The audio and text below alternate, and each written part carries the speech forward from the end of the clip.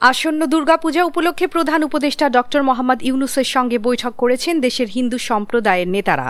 রাষ্ট্রীয় অতিথি ভবন যমুনায় প্রধান উপদেষ্টার সঙ্গে সাক্ষাৎ করেন বাংলাদেশ পূজা উদযাপন পরিষদ সহ বিভিন্ন সংগঠনের নেতারা। বৈঠকে ধর্মীয় সম্প্রীতির গুরুত্ব তুলে ধরেন ডক্টর ইউনূস।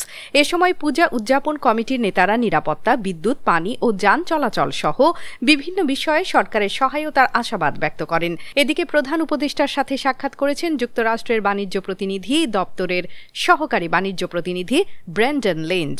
বাংলাদেশ ও যুক্তরাষ্ট্রের মধ্যকার বাণিজ্য, বিনিয়োগ ও উন্নয়ন সহযোগিতা মজবুত করার প্রতিশ্রুতি ব্যক্ত করেন সরকার প্রধান। বৈঠকে বাংলাদেশের রপ্তানি পণ্যের উপর শুল্ক হার ৩৫% থেকে কমিয়ে ২০% করার বিষয়টি দুই দেশের বাণিজ্য সম্পর্কের বড় মাইলফলক হিসেবে উল্লেখ করেন তিনি। বাণিজ্য ঘাটতি কমানোর কৌশল নিয়ে আলোচনা হয় এ সময়। যুক্তরাষ্ট্র থেকে তুলা, সয়াবিন সহ কৃষিজ পণ্যতে আমদানি বাড়ানোর আগ্রহ প্রকাশ করেন প্রফেসর ইউনূস। এছাড়া আলোচনা হয়েছে এলপিজি আমদানি, সিভিল এয়ারক্রাফট কেনা, মাদক নিয়ন্ত্রণ এবং রোহিঙ্গা সংকটের বিষয়েও।